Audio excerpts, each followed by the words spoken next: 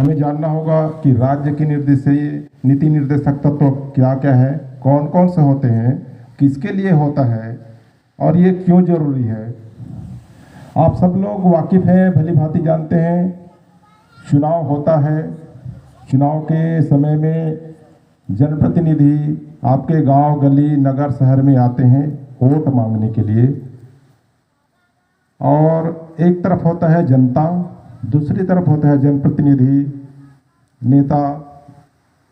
तो राज्य के नीति निर्देशक तत्व संविधान का जो निर्देश सरकार से संबंधित है और जनता से। तो चुनाव के समय दोनों की ओर से चर्चा होती है। वो वोट मांगने के लिए आते हैं और वोट देने के लिए इधर नागरिक जनता अपना चुनाव चयन करने के लिए अपना अति आतुर रहते हैं। तो जनता द्वारा मांग की जाती है कि उनको सुख सुविधा या तमाम प्रकार के समस्याओं का समाधान करे उनके द्वारा चुने गए जनप्रतिनिधियों के द्वारा। तो इस बीच में जो नेता आए रहते हैं, जनप्रतिनिधि आए रहते हैं कि विभिन्न प्रकार के वादा पूरा करते हैं। जैसे कि आप सब लोग जानते हैं कि कोई घोषणा करता है कि मैं आप लोगों के लिए मकान दूंगा या आपके गांव, गली, मोहल्ले को चहुमुखी विकास करूंगा, कंक्रीटीकरण करूंगा। यहाँ तक कि वादा करते करते ये भी कर जाते हैं कि आप लोगों के खाते में 10-10 लाख रुपए, 15-15 लाख रुपए हम देंगे।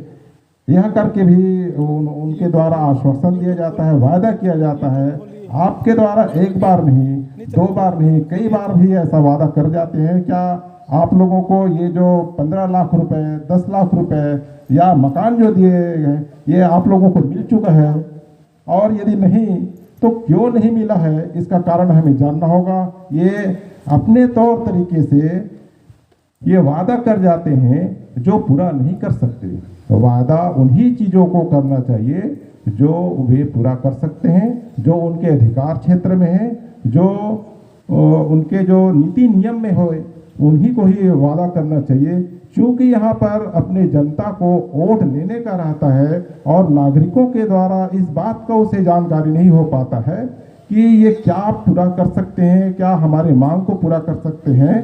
तो इस बीच में ये बहकावे में आ जाते हैं और उनके द्वारा जो वादा करते हैं, आश्वासन देते हैं, उस चक्कर में वो उनको वोट दिए जाते हैं, जबकि उनको इस जो संवैधानिक अधिकार का भी पता नहीं होता।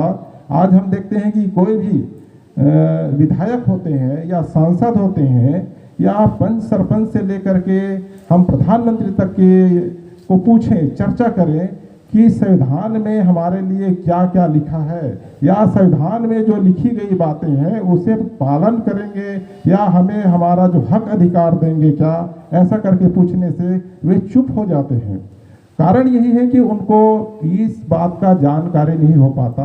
तो यहाँ पर जो राज्य की नीति निर्देशक तत्व जो है कि सरकार चलाने वाली जो नेता या मंत्री होते हैं और जनता के बीच में जो उनके द्वारा जो कल्याणकारी योजनाएं जो दे सकते हैं, संविधान में उपबंधित है, उसी को ही दे सकते हैं। इसके अतिरिक्त वे कहीं पर भी आपके लिए कहीं कोई कुछ नहीं कर सकते। उनके द्वारा लाखों आश्वासन दिए जाए कि उन्हें 15 लाख रुपए दिए जाए, देने जाने का आश्वासन हो या आपके गांव, गली, मोहल्ले में कोई परियोजना लाने की बात हो, वो नहीं कर सकते क्योंकि संविधान में ऐसा नहीं प्रावधान ही नहीं है। यदि इस बीच में कोई उनके द्वारा कार्य कराया जाता है तो वो संविधान के अंतर्गत ही कराया जाता है। जैसे कि गरीबी का उन्मूलन जो करते हैं तो उन्हें गरीबी के उन्मूलन के संबंध में कि हमारे संविधान में ऑलरेडी प्रावधानित है कि 39 के तहत गरीबी का उन्मूलन हो जाता है कि उनको काम दिया जाए और एक ऐसा काम दिया जाए जिससे कि उनका घर एक दिन का खर्चा पूरा चल सके। और उसमें ये भी कहा गया है कि स्त्री पुरुष को दोनों को काम दिया जाए और उनका समान कार्यों का समान उनका मजदूरी दिया जाए। कभी कभी हम देखते हैं कि जो प्राइवेट सेक्टरों में, कंपनियों में या हम जैसे किसान वर्ग भाई बंधु जो आए हुए हैं उन लोग भी करते हैं कि पुरुष वर्ग के द्वारा धान की कटाई के लिए उन्हें 300 रुपये दिया जाएगा, किंतु महिला के लिए वहीं पर उनको 150 रुपये दिया जाता है, जो कि गलत है। ये जो कि गलत है कि हमारे संविधान में लिखा गया है कि समान कार्य के लिए समान उनको मजदूरी मिलना चाहिए। 300 रुपये यदि उनको रोजी देते हैं धान कटाई के लिए तो 300 रुपये स्त्री को भी देना है। यदि नहीं देते हैं तो अनुच्छेद 39 के तहत हम उस पर कार्रवाई कर सकते हैं या हम मांग कर सकते हैं। इस अनुच्छेद का पालन नहीं हो रहा है। ये तो अपने किसान भाइयों के लिए है। यदि हम कंपनी में या फैक्ट्रियों में देखते हैं तो इस प्रकार से शोषण किया जाता है, तो ये नहीं होना चाहिए। ये इस चीज़ का नागरिकों को पता होगा तो इसके विरुद्ध में वो अपना हक मांग सकते हैं। तो जब हमें इसका भली भांति जानकारी लेना ही होगा। हमें जब तक की जानकारी नहीं होगा तब तक हम कैसे मांग कर सकते हैं। हम यदि भरोसा करते हैं कि कलेक्टर द्वारा, कमिश्नर द्वारा, एसपी द्वारा या हमारे जनप्रतिनिधि द्वारा इन लोगों को पता है करके हम नहीं पूछते हैं, तो उनके द्वारा जो कार्य किया जाता है वही हम मान लेते हैं कि सही है। और यदि वो कहते हैं कि हम संविधान का पालन करते हुए आप लोगों को जो लाभान्वित है, सर्वांगीण विकास है, इसका हम फायदा दिला रहे हैं, आपका गरीबी उन्मूलन कर रहे हैं, आपकी शिक्षा क्षेत्र को ध्यान दे रहे हैं, आपकी बेकारी को भी ध्यान दे रहे हैं, आपको धार्मिक स्वतंत्रता की जो बातें हैं उसको हम ध्यान दे रहे हैं, कृषि कार्य में मदद कर रहे हैं, तो वो किस हद तक कर रहे हैं, क्या सही कर रहे हैं या गलत कर रहे हैं, इस बात का कैसे पता होगा। यहाँ पर तो गंभीर समस्या बन जाएगा।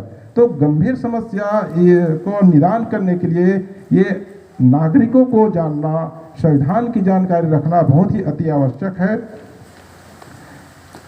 आवश्यक इस बात की हो जाती है कि उनके द्वारा जो किया गया कार्य है जन कल्याणकारी कार्य है कि नहीं। अनुच्छेद नीति निर्देशक तत्व के अनुच्छेद 38 में स्पष्ट रूप से लिखा गया है कि इसमें कि सामाजिक, आर्थिक और राजनीतिक तीनों प्रकार के न्याय मिल देने का प्रावधान करता है। अनुच्छेद इसी के 38 के 2 में कि आय की असमानता को दूर करने का प्रावधानित किया गया है। हम देखते हैं कि आय की असमानता है एक ऐसा अनुच्छेद है जो कि पूरा भारत देश में व्याप्त है। एक आदमी एक तरफ से गरीबी होते जा रहा है, वहीं पर कुछ लोग या कुछ प्रतिशत 5-10% के लोग वो भारत देश में ही अपना अमीरी की स्थान को बरकरार या उच्चता को हासिल करते हुए वो विश्व स्तर में अपना गिनती कर रहे हैं। तो ये जो आय की असमानता है ये दूर करना बहुत जरूरी है। और यदि संविधान के अनुच्छेद 38(2) के तहत इसका पालन हो जाता है, ठीक पालन हो जाता है, सम्यक रूप से पालन हो जाता है, तो आज हम देख रहे हैं कि एक व्यक्ति के पास उनके खाने पीने के लिए आवश्यक जो जरूरतें हैं वो पूरा नहीं हो रहा है, और एक आदमी जो है या कुछ प्रतिशत के लोग जो है एरोप्लेन की टिकट कटा करके देश विदेश भ्रमण कर रहे हैं और अपना उद्योग धंधा स्थापित कर रहे हैं। ये नहीं हो सकेगा। हमें आय की असमानता को दूर करना ही होगा। अर्थात एक जो रेखा का जिसको मध्य में मान सकते हैं, जो नीचे जो गरीब वर्ग के हैं, इसे उठाने का प्रयास करना ही पड़ेगा। ये यदि ऊपर उठाने का प्रयास करेगा, ठीक है, जो आदमी जिसका इंडस्ट्रीज है, जो करोड़पति बने हुए हैं, उनको बढ़ने दे, किंतु इन्हें ऊपर उठाने का प्रयास करना ही होगा। और आज के तारीख में इसका जस्ट उल्टा हो रहा है, इसके अपोजिट दिशा में जा रहे हैं। गरीब से गरीबी होते जा रहा है और अमीर से अमीरी होते जा रहा है। अनुच्छेद 29 जो कि मैं अभी संक्षिप्त 1-2 पॉइंट को ही बता पाया हूँ, इसके अंतर्गत भी और भी बहुत सारी चीज़ हैं जिसमें कि समुदाय के नैतिक भौतिक संसाधनों का स्वामित्व और नियंत्रण इस प्रकार बटा हो जिसे सामूहिक हित का सर्वोत्तम रूप से साधन हो। आप देखते हैं कि क्या ये किसा केंद्रण नहीं हुआ है। हम ये देखते हैं कि इसका नियंत्रण किसके पास है और जो सामूहिक हित में होना चाहिए। आर्थिक व्यवस्था इस प्रकार चले जिसे धन और उत्पादन साधनों का सर्वसाधारण के लिए अहितकारी संकेंद्रण न हो। 39 घ में दिया है कि पुरुषों और स्त्रियों दोनों का समान कार्य के लिए समान वेतन होना है। ये जो कि मैंने अभी पूर्व में ही चर्चा भी किया था। निश्चित है कि आप सब लोगों को इसके बारे में पता होगा कि इस बात को हमें ध्यान देना होगा कि समान कार्य के लिए समान वेतन बहुत जरूरी है। हमें कोई बेवकूफ़ नहीं बना सकता। इसका हमारा अधिकार है कि हमें वो बराबर की मूल्य मिलना चाहिए। पुरुषों और स्त्रियों कर्मकारों के स्वास्थ्य और शक्ति का तथा बालकों की सुकुमार अवस्था का दुरुपयोग न हो और आर्थिक आवश्यकता से विवश होकर नागरिक को ऐसे रोजगार में न जाना पड़े जो दुरुपयोग न हो, उसकी आयु या शक्ति के अनुकूल न हो, इसका जवाबदार राज्य होगा। इसका नियंत्रण करने का राज्य सरकार को है कि छोटे बालक को हम उनको जो कम आयु में हम उनको काम करने के लिए प्रेरित कर देते हैं, उनको मजबूरी में जाना पड़ता है या उनके जो अनुरूप नहीं हो पाता है, ये नहीं होना चाहिए। 39 में दिया गया है कि बालक को स्वतंत्र और गरिमामय वातावरण में स्वास्थ्य का विकास का अवसर और सुविधाएं दी जाए और बालकों को अल्पवयी व्यक्तियों के शोषण से तथा नैतिक और आर्थिक परित्याग से रक्षा की जाए। न्याय पाने की विधिक सहायता भी है। न्याय पाने के लिए एक भी व्यक्ति वंचित ना हो, चाहे वह आर्थिक कमजोर हो या शारीरिक रूप से कमजोर हो, उसे न्यायिक सहायता मिलेगा, उसे वकील दिया जाएगा। हम इस बात की ओर ध्यान नहीं देते हैं कि हमारा जो न्याय कैसे मिलेगा, हमारे पास उचित प्रबंध नहीं है, अर्थात हम आर्थिक से संपन्नता नहीं है। हम घबराते हैं कि वकील हमारा फीस लेगा, जबकि यहाँ हमारा भारत के संविधान में ऑलरेडी व्यवस्था किया गया है कि न्याय पाने का हमें अधिकार है। हमें न्याय पाने के लिए हमें वकील की व्यवस्था भी कर सकते हैं जो हमारे हक अधिकार को हमारे पक्ष में मजबूती से रख सके और हमें न्याय दिलाता है। इसी प्रकार से ग्राम पंचायतों का जो गठन किया गया है, ये यूं ही ऐसे नहीं किया गया है कि कोई सरपंच कर ले या कोई जिला अध्यक्ष करे, ऐसा नहीं है। ये संवैधानिक अधिकार है। संवैधानिक अधिकार के तहत ही ग्राम पंचायत का गठन हुआ है, जिसमें कि ग्राम पंचायतों का विकास की बातें कहती है। इन्हें शक्तियाँ दी गई है, शक्ति और प्राधिकार प्रदान करेगा जो उन्हें स्वायत्त शासन की इकाई के रूप में कार्य करने योग्य बनाने के लिए आवश्यक है, इसका प्रबंध करेगा। अनुच्छेद 41 में कुछ दशाओं में काम, शिक्षा और लोक सहायता पाने का अधिकार राज्य अपनी आर्थिक सामर्थ्य और विकास की सीमाओं के भीतर काम पाने के, शिक्षा पाने के और बेकारी, बुढ़ापा, बीमारी और निःशक्तता तथा अन्य अनहर अभाव की दशाओं में लोक सहायता पाने के अधिकार को प्राप्त कराने का प्रभावी उपबंध करेगा। आप लोगों को ये बहुत अच्छी तरीके से पता होगा कि जो निःशक्त हो जाते हैं कि हमें सरकार पेंशन नहीं दे रहा है, निराश्रित लोगों को पेंशन नहीं मिलता है, आए दिन उसके लिए आवेदन करते रहते हैं, भटकते रहते हैं। ये कोई अपने घर का नहीं देते, क्योंकि उनको एक निराश्रित जो पेंशन मिलना चाहिए, ये उनको बार बार आवेदन करने के बाद ही वो वंचित हो जाता है। जबकि संविधान के अनुच्छेद 41 में स्पष्ट रूप से प्रावधान है, इसी के तहत ही वो निराश्रित देता है। कोई कांग्रेस सरकार नहीं देता या कोई भाजपा सरकार नहीं देता या कोई भी दल अपने उनके जो पार्टी के एजेंडा के अनुसार से नहीं देता। ये सभी जो हमें जो अधिकार प्राप्त है संविधान में, जो राज्य की नीति निर्देशक तत्व है, जिसे कि राज्य को कराया जाना रहता है, कल्याणकारी कार्य कराया जाना रहता है, उसी के तहत ही अपने राज्य के नागरिकों को दिया जाता है। काम की न्याय संगत और मानवांचित दशाओं का प्रसूति सहायता का उपबंध करेगा।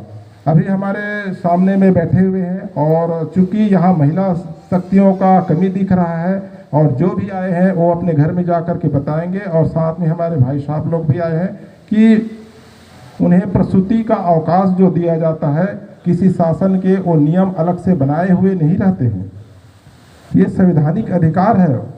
अनुच्छेद 42 में स्पष्ट रूप से लिखा गया है कि काम की न्याय संगत और मानवांचित दशाओं का तथा प्रसूति सहायता का उपबंध करेगा।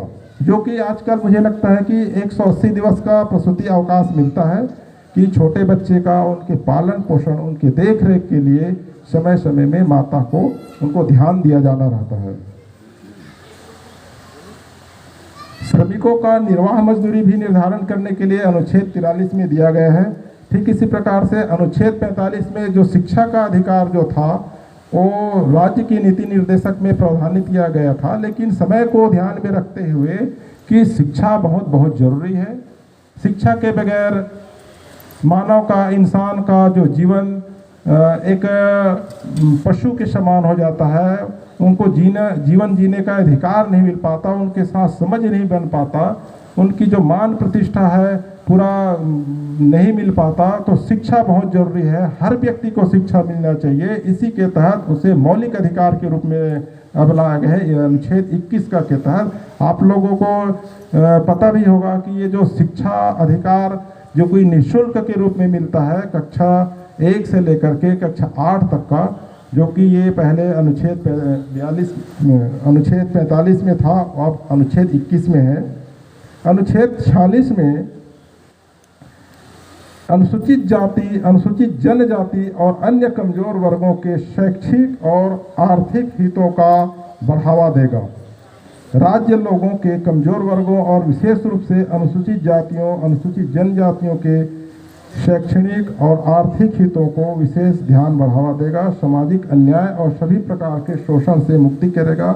इसमें स्पष्ट रूप से लिखा गया है कि अनुच्छेद 46 को यदि ठीक राज्य सरकार पालन कर दे तो हमारे जो देश में, भारत देश में जो दुर्बल वर्ग कहते हैं या बहुजन वर्ग कहते हैं, जिसे हम अनुसूचित जाति, अनुसूचित जनजाति, अन्य पिछड़ा वर्ग और माइनॉरिटीज भी कहते हैं, इनके कल्याण के लिए राज्य सरकार बहुत सारे कदम उठाए जा सकते हैं। स्पष्ट रूप से दिया गया है। चूँकि इसका ठीक या सम्यक पालन नहीं हो रहा है, इसीलिए आज अनुसूचित जाति, जनजाति, ओबीसी वर्ग के भाई लोग, उनके जो काम नहीं मिल पा रहा है, उनकी जो सर्वांगीण विकास नहीं हो रहा है। आज हम देखते हैं बेगारी है, बेरोजगारी है, उनको जो उचित मूल्य मिलना चाहिए, उनके जो बहुत सारे स्वास्थ्य से संबंधित है, ये समाधान नहीं हो पा रहा है। तो इसमें स्पष्ट रूप से प्रावधानित किया गया है कि राज्य सरकार इसे निवारित करने के लिए अपना जो योजना बना सकता है।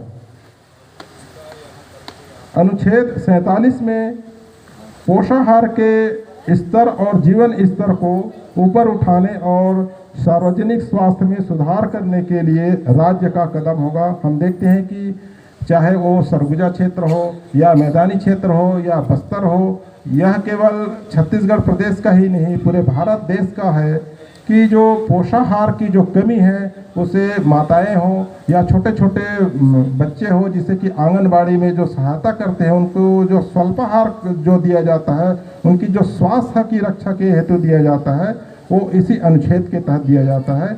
और इसमें यह भी प्रावधान किया गया है कि जो मादक पेय पदार्थों को केवल औषधि के रूप में लिया जाना है। हम देखते हैं कि आज इसका कि एक आय का साधन बना चुके हैं और जिससे कि राज्य सरकार इसे छोड़ नहीं पाता, क्योंकि इसे अधिक से अधिक उनको आय प्राप्त होता है। जो शराब को जो लेने का जो प्रावधान है उसे औषधि के रूप में ही लिया जाना है।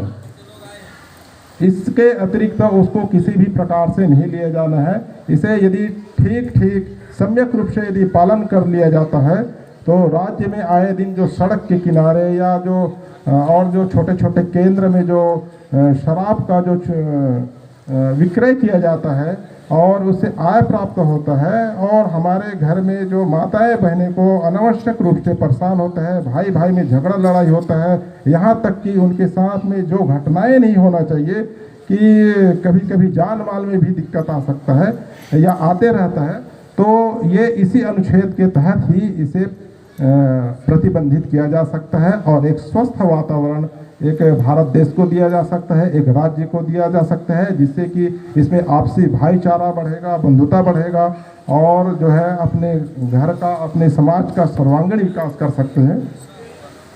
अनुच्छेद 49 जो हमारे जो कृषक भाई बंधुओं के लिए है, जो कृषि कार्य के क्षेत्र के लिए है, कृषि और पशुपालन को आधुनिक और वैज्ञानिक प्रणालियों से संगठित करने का प्रयास करेगा और विशेषतः गायों और बछड़ों तथा अन्य दुधारू और वाहक पशुओं की नस्लों के परिरक्षण और सुधार के लिए और अन्य उनके जो वध का प्रतिषेध करने के लिए कदम उठाएगा। हम देखते हैं कि जो कृषि के क्षेत्र में पहले हम प्रति एकड़ में हमें जितना उत्पादन होना चाहिए कि अनुमान कि 20 क्विंटल नहीं हो पाता था, उनके जो सिंचाई का जो प्रबंधन नहीं हो पाता था। इस नीति के तहत राज्य सरकार का कर्तव्य है कि वो कृषक भाई बंधुओं के लिए वो उत्तम एवं वैज्ञानिक दृष्टिकोण से उनके लिए प्रबंधन करेगा कि नई नई फसल का इजाद करे और इसके लिए चाहे वो शैक्षणिक केंद्र क्यों न हो, उनके जो लैब के लिए क्यों न हो, उनके जो नए नए प्रयोग करें। आज हम फलदार वृक्ष की बात करें या छायादार वृक्ष की बात करें या उसे जो हमें जो लकड़ी प्राप्त होता है इसकी भी ओर देखें, या जो पर्यावरण की दृष्टि से जो देखते हैं, जो विभिन्न योजना बनाते हैं वो इसी अनुच्छेद के तहत बनाए जाते हैं। किंतु राज्य सरकार के द्वारा इसका ठीक ठीक पालन नहीं होने के कारण से आज पर्यावरण की दृष्टि को हम ये भुगत रहे हैं और हमें आज सांस लेने के लिए भी समस्या हो रही है। पर्यावरण के प्रदूषण से है। अब जब पेड़ पौधा ही नहीं लगाएंगे तो हमें पानी कहाँ से मिलेगा? इनके जो जल का रुकाव और जो नदी झील स्तर या हम बांध का जो निर्माण करते हैं, इस पर हमारा आज कोई राज्य सरकार के द्वारा ध्यान नहीं दिया जा रहा है। इस चीज़ का बहुत ही ध्यान दिया जाना है। हमारे जो सरकार जो बनते हैं या जो जनप्रतिनिधि आते हैं, जो चुनाव के समय आते हैं, इस बात का क्यों घोषणा नहीं करते?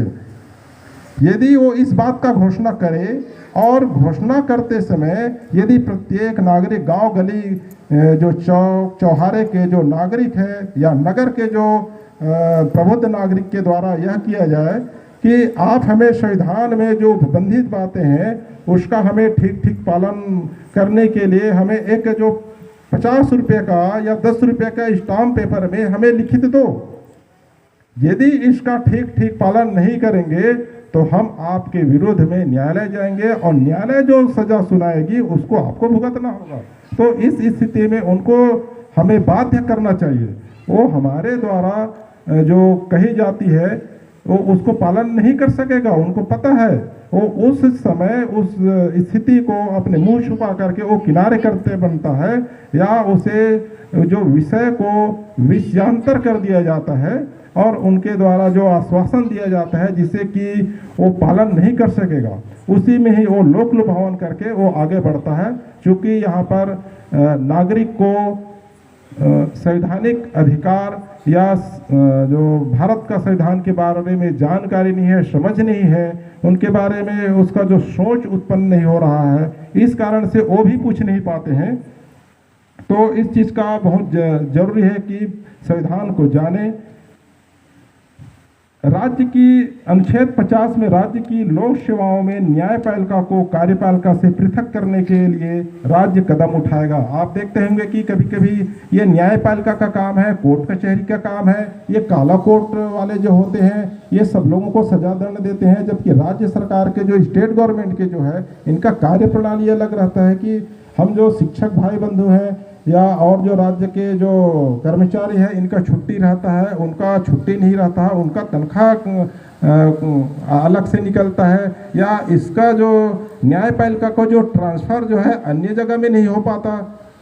ये हम देखते सुनते हैं। वो इसी अनुच्छेद के चलते हैं कि जो राज्य सरकार के कुछ जो बातें हैं उसे वो न्यायपालिका से पृथक किया गया है कि वो भय मुक्त हो करके उसे न्याय देना है।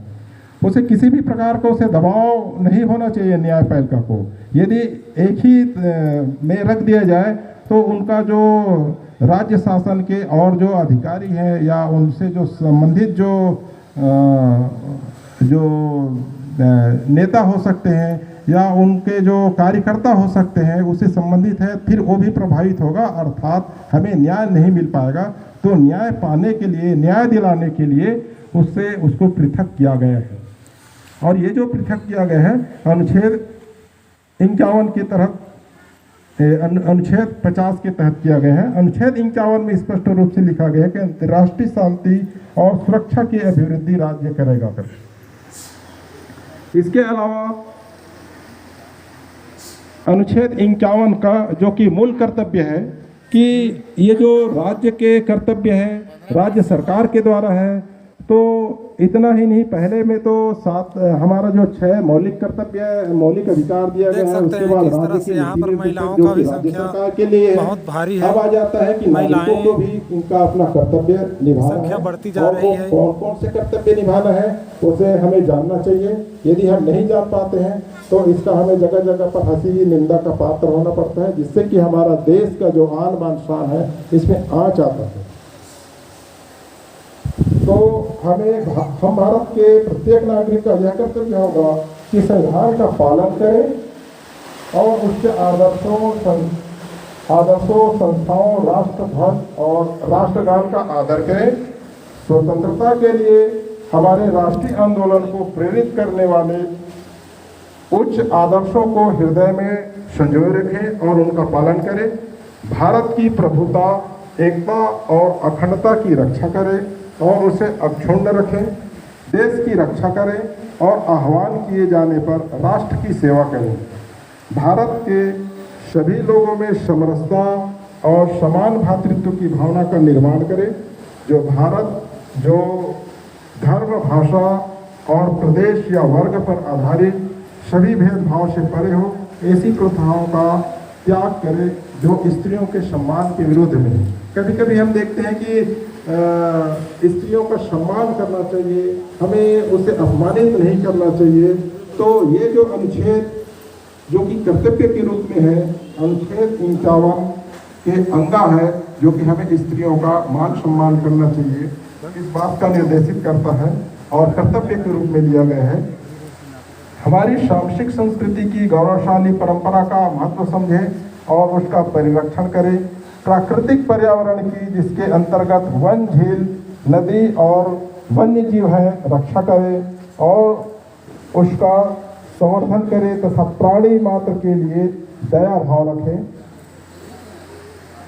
तो ये जो राज्य के नीति निर्देशक तत्व है, अनुच्छेद 36 से अनुच्छेद 51 तक इसमें रखा गया है, जो कि राज्य सरकार का कर्तव्य होगा। इसी के आधार पर राज्य सरकार के द्वारा कार्य कराए जाते हैं और इसके जो अधिकार की जो बातें हैं, इसे एक हम न्यायालय में चुनौती नहीं दे सकते, ये भी कहा गया है। पर इसका मतलब ये नहीं कि इसमें जो उल्लंघित बातें हैं हमें हमारा जो मौलिक अधिकार के रूप में नहीं है तो हम इसे कुछ बोल नहीं सकेंगे, ऐसा नहीं। इससे भी हमें अधिकार मिलता है, इससे भी हमें अधिकार मिलता है। इसे हम सरकार को बाध्य कर सकते हैं कि संविधान में जो लिखी गई बातें हैं, जो कि कल्याणकारी योजनाएं हैं, यदि इसके 1-2 अनुच्छेद को ही सम्यक रूप से पालन कर लिया जाए राज्य सरकार के द्वारा, तो समाज में, देश में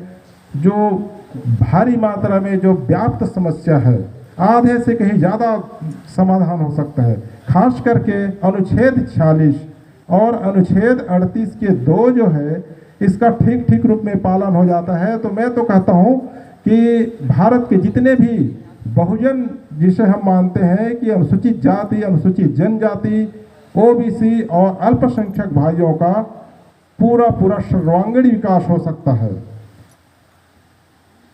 अनुच्छेद 46 के ही पालन से सर्वांगीण विकास हो सकता है, उनके सारे गरीबी दूर हो सकता है, उनके सारे जो शिक्षा की जो समस्या है, उन्हें जो रोजगार मिलने की समस्या है, उनके स्वास्थ्य से संबंधित है, उसे इसी अनुच्छेद के तहत ही दूर किया जा सकता है। क्योंकि यहाँ पर इस अनुच्छेद का सम्यक रूप से पालन नहीं हो पा रहा है, इसीलिए हम तमाम प्रकार के समस्याओं से जूझ रहे हैं। हम कितने समस्याओं को सुनाएंगे? आज हम एक समस्या को सुनाते हैं, सुलझाते हैं, दूसरे समस्या समाधान के लिए हम दौड़ पड़ते हैं। दिन में एक समस्या नहीं, हमारे 10-20 समस्याएं हैं। केवल एक व्यक्ति कह नहीं, हमारे बच्चे के पढ़ने लिखने से लेकर के उनके जो एक स्वास्थ्य के लिए उनके जो आवास के लिए उनको जो एक अनुकूल वातावरण मिलना चाहिए, और उनके जो आगे की जो उनको जो आज हर माता पिता चाहता है कि मेरा पुत्र डॉक्टर इंजीनियर बने और अपने देश का विकास करे, अपने देश में अपना भी भागीदारी निभाए। क्योंकि ये जो है इस बात का हम तय नहीं कर पाते कि कहाँ से कैसे होगा, और हम जो राज्य सरकार के द्वारा जो उनके द्वारा जो योजना चलाए जा रहे हैं